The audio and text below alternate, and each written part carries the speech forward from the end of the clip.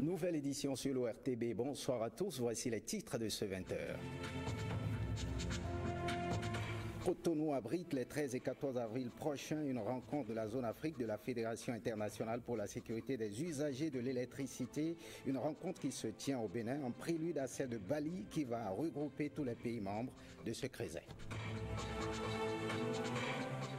Comme beaucoup de structures étatiques, le port autonome de Cotonou a bénéficié aussi de nombreuses réformes. Ces différentes réformes ont-elles permis aux poumons de l'économie nationale d'engranger plus d'entrées? On en parle dans cette édition.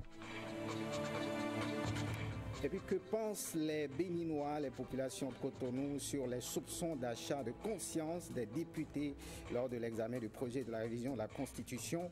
On en parle dans cette édition. Bienvenue, si vous nous rejoignez, on prend la direction de Porto Novo. Ouverture ce matin de la première session ordinaire de l'Assemblée nationale. À l'ordre du jour, plusieurs projets de propositions de loi. À l'ouverture de la session, le président de l'Assemblée nationale est revenu sur le rejet du projet de révision de la Constitution mardi dernier à l'hémicycle. Maître Adrien Humbedji a également passé en revue les différents points inscrits à l'ordre du jour avant d'appeler ses collègues à accompagner le programme d'action du gouvernement auquel ils ont tous adhéré à travers le vote du budget exercice 2017. Écoutons un extrait des propos du président de l'Assemblée nationale ce matin à l'ouverture de la session. Le défi le plus sérieux auquel nous sommes confrontés est l'accompagnement parlementaire du programme d'action du gouvernement. Le PAG a été présenté le 16 décembre 2016, dans un contexte national caractérisé par la morosité économique et la détérioration des conditions de vie de nos populations. La perspective de sa mise en œuvre a donné un immense espoir aux Béninois des villes et des campagnes. Évalué à plus de 9 000 milliards CFA, sur une courte période 2017-2021, ambitieux dans son contenu, dans son volume, dans la qualité et la pertinence des actions qu'il induit, le PAG donne des raisons de rêver à un mieux-être pour les populations et constitue l'ébauche d'un plan de développement intégral.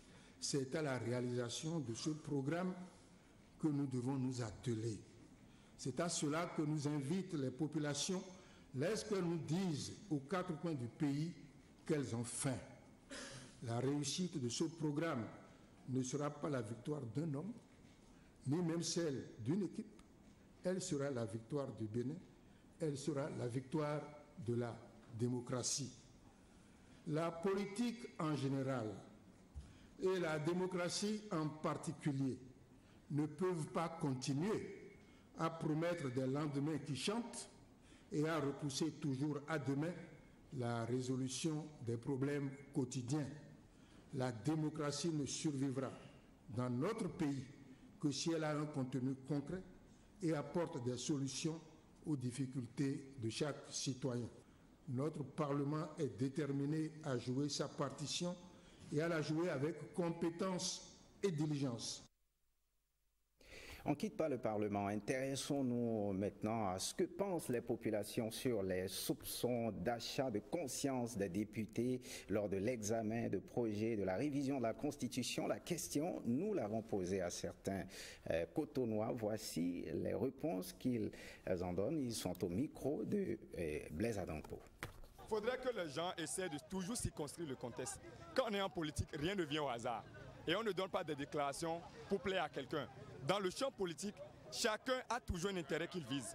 Même si il est avéré que l'argent est circulé. Et aujourd'hui, quand la doyenne d'âge, Rodine Soglo, affirme cela, c'est sûr qu'elle a des preuves. Et comme nous sommes dans une république, que des investigations soient menées.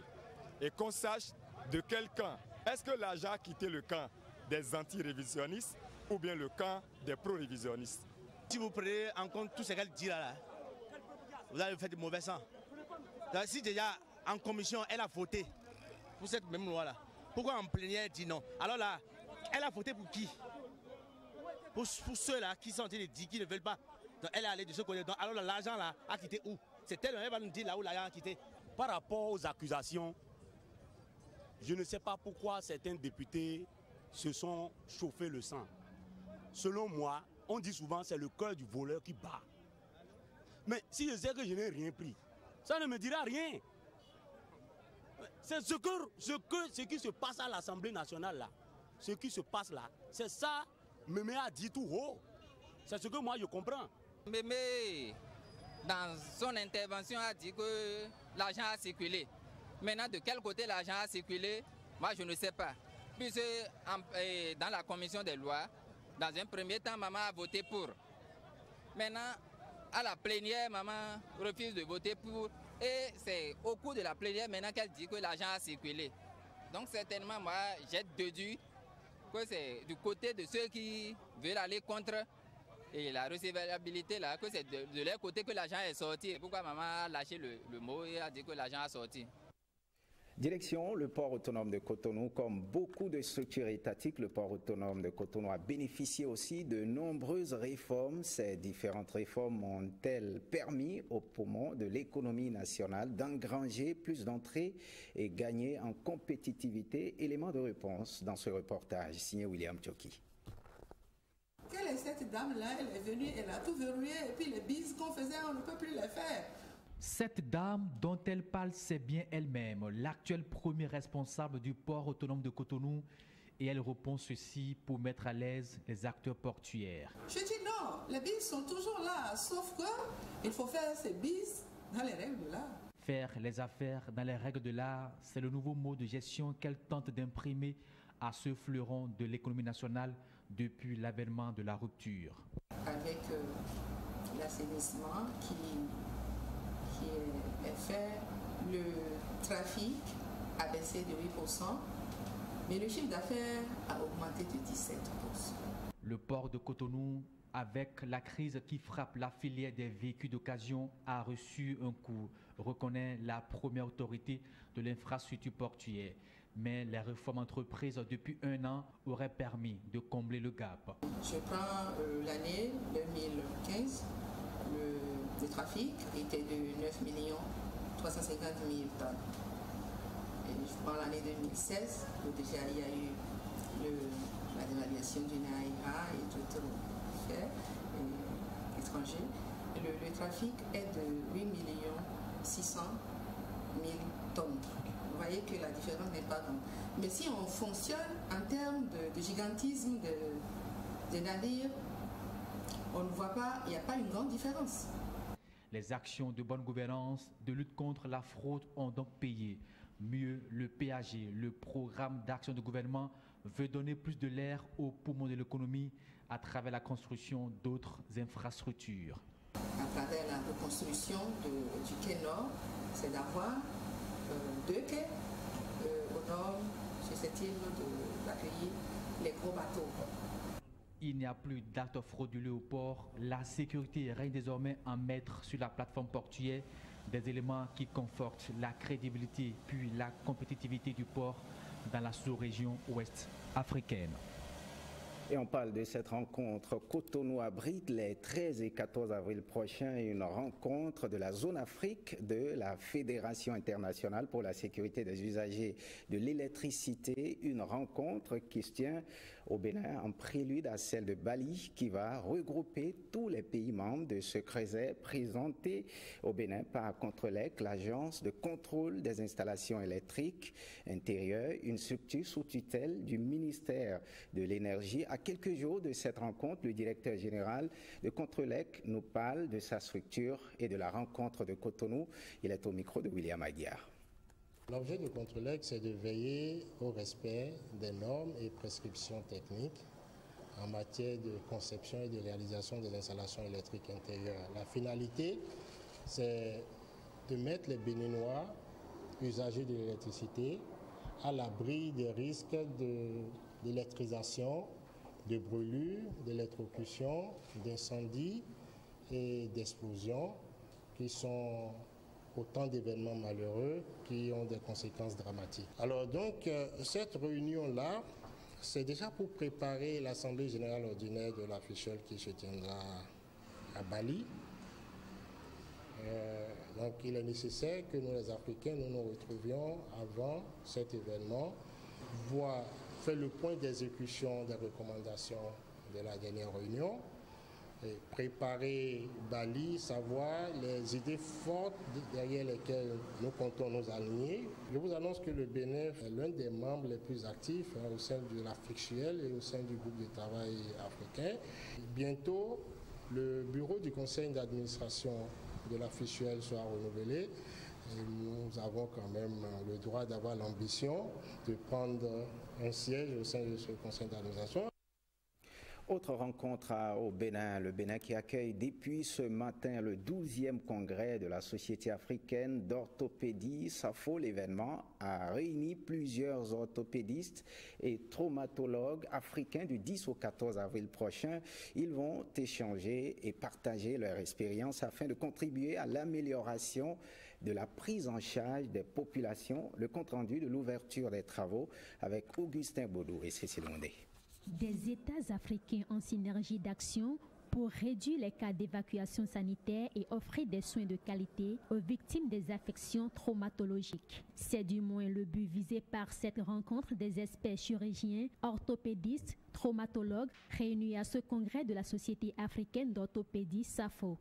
Durant 4 jours, les réflexions seront focalisées sur les impacts de la traumatologie routière, mais aussi sur les techniques de mobilisation des moyens pour une prise en charge adéquate. Nous sommes confrontés chaque jour aux lésions graves causées par la traumatologie routière et dont la prise en charge nous pose des problèmes aussi nombreux que variés. Nous devrons partager nos expériences pour une prise en charge codifiée et une satisfaction plus efficiente des populations.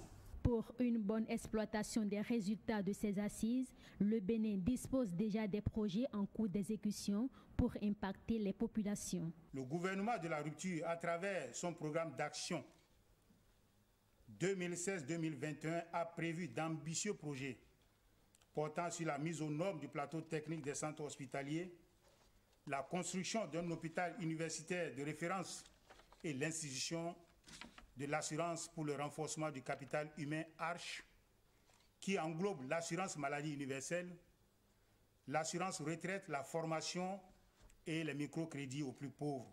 Ce congrès de promotion de l'orthopédie et traumatologie a reçu également le soutien des experts chirurgiens européens. Les transports routiers des voyageurs et des marchandises des indépendances à nos jours. Ce thème a fait l'objet de réflexions chez les membres du collectif des syndicats, des conducteurs, transporteurs et des travailleurs assimilés du Bénin, COSITRAP. Pendant 2 jours, ils ont suivi des communications, échanges sur la problématique du transport routier au Bénin. Au thème de cette retraite syndicale, ce vendredi, il y a eu des recommandations visant à améliorer les conditions de travail des syndicalistes. Henri Fachina et Vaïs Lomang. Cette retraite, conduite par le président du COSICOTRAB, a connu la participation de nombreuses personnalités. Il s'agit des maires, les représentants des ministères du Transport et de l'Intérieur, sans oublier des partenaires comme la Générale des Assurances. Sans le transport, on ne peut pas manger, on ne peut pas s'habiller. Et voilà pour ces raisons, on s'est déplacé pour pouvoir soutenir l'événement. Pas un geste symbolique financier pour la réussite de l'événement, mais également c'est d'apporter notre contribution, notre couverture, nos offres pour permettre à ce monde du transport de bien se couvrir et de bien organiser aussi sa retraite.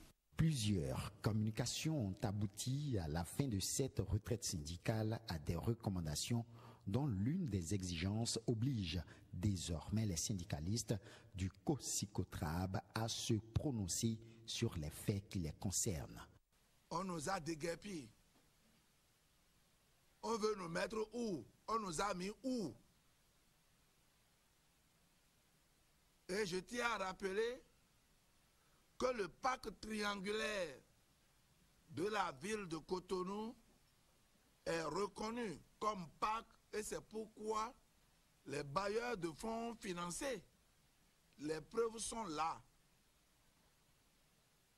Les preuves sont là et il n'y a pas nulle part dans la sous-région où on peut voir un marché sans une gare routière. 2 autres assises syndicales sont prévues pour les mois à venir. Il faut aussi retenir que les maires présents à cette retraite syndicale s'engagent à accompagner le collectif.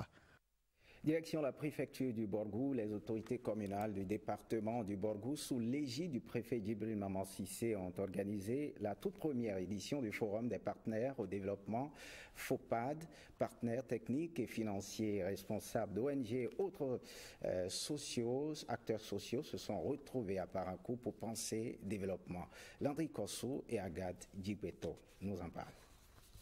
Responsables et partenaires au développement fédèrent les énergies pour améliorer la qualité et les conditions de vie des populations du Borgou. Pendant une journée, les cervelles seront limées les unes contre les autres selon un carnaval bien défini. Les assises de ce jour porteront sur la problématique des grossesses non désirées en milieu scolaire, les défis majeurs de l'amélioration et du maintien de la fertilité des sols, et l'état d'avancement de l'évaluation des PDC de 3e génération. La projection d'un film sur la thématique du dividende démographique viendra enrichir ces différents échanges. J'ai l'intime conviction que si nous arrivons à examiner ces quelques sujets programmés, nous aurons fait au terme des travaux de la session œuvre utile. Conscients des enjeux du développement, les partenaires techniques et financiers approuvent l'initiative. Les problématiques de développement sont reliées les unes aux autres et le partage des responsabilités entre plusieurs institutions pour les affronter offre une garantie d'efficacité plus certaine. Je voudrais, au nom des PTF ici présents, formuler le vœu que les actions de développement puissent se poursuivre en cette année 2017 et les années suivantes sous la direction éclairée des maires et de Monsieur le Préfet et que les PTF bénéficient de tout votre soutien dans l'accomplissement de leur mission. Les activités prévues pour la journée seront exécutées sous la modération d'un présidium de 4 membres ayant à sa tête Biosouno Boukor, maire de la commune de Tchaourou. 5e congrès ordinaire du Centracam Bénin. Les assises se sont tenues à Candie. De nouveaux engagements sont pris par le nouveau bureau élu pour présider aux destinées des travailleurs les prochaines années. Firmé Bassa Ojidika Elayena pour le point. Le Centracam Bénin, le syndicat des travailleurs des caisses locales de crédit agricole mutuel, tient son 5e congrès ordinaire. Depuis le 15 septembre 2015, que le Centracam Bénin connaît à sa tête un nouveau secrétaire général, le bureau transitoire n'a pu être renouvelé à cause des crises internes. Le présent congrès, qui sonne le glas des querelles de personnes, devrait permettre désormais de faire face aux nombreux défis du moment. Tous ces mots n'ont pas rendu la tâche facile au bureau directeur national BDN pour cette transition. Certes, mais l'essentiel est de parvenir à s'entendre pour aller de l'avant. C'est pourquoi je profite de l'occasion pour remercier publiquement la sagesse des administrateurs qui ont accepté se mettre aux côtés des partenaires sociaux pour le dénouement de la situation.